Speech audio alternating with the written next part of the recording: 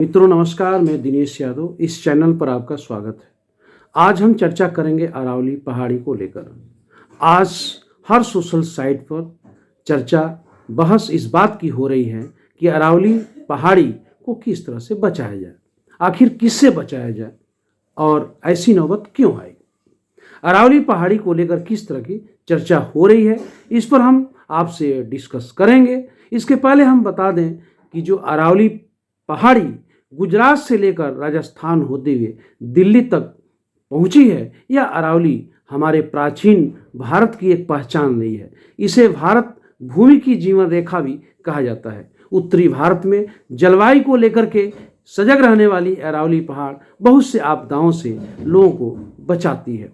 साथ ही यह जो अरावली पहाड़ है हमारी एक सांस्कृतिक पहचान भी है। आखिर में किस तरह के खतरा अरावली पहाड़ी पर मंडरा रहे हैं। आशंका जताया जा रहा है कि जो वर्तमान में डिफिनीशन दिया गया है अरावली पहाड़ को लेकर के कि 100 मीटर से कम ऊंचाई की जो अरावली की जो श्रृंखला है उसे पहाड़ी की श्रेणी में नहीं माना जाएगा और उसे वहाँ से हटाया जा सकता है। यह बात जो है, जो जानकार लोग हैं, जो विशेषज्ञ लोग हैं, उनके लिए यह चिंता का विषय है, क्योंकि अरावली पहाड़ी हमारे लिए बहुत ही महत्वपूर्ण रही है। जहाँ सांस्कृतिक रूप से हमारे ग्रंथों में इसका वर्णन है, साथ ही हमारे जो मौसम है जो उसमें बदलाव होते हैं उसको लेकर के भी अरावली पहाड़ी हमारा सहयोग करती है। तो ऐसे में अगर कोई डिफिनीशन, कोई परिभाषा पहाड़ी को लेकर के किसी निजी स्वार्थ के लिए दिया जाए तो वास्तव में यह हमारे लिए खतरा का विषय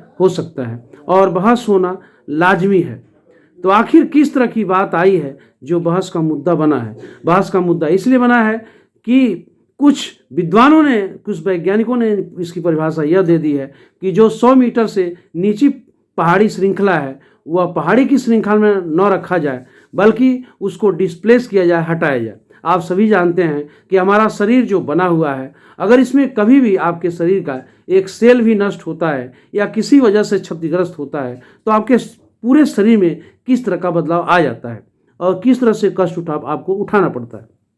जो पृथ्वी की संरचना है, अगर उसमें चट्टानों का अध्ययन किया जाए तो एक छोटा सा चट्टान भी सरकता है या उसे हटाने की कोशिश की जाती है तो आप समझ सकते हैं किस तरह का हलचल भूगर्भ में आ जाता है।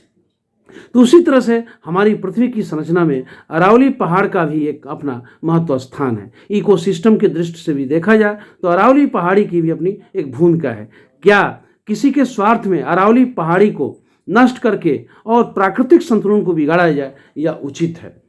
क्या यह उचित हो सकता है? इस पर बहस का मुद्दा बना हुआ है। आप किस दृष्टिकोण से इसे देख रहे हैं?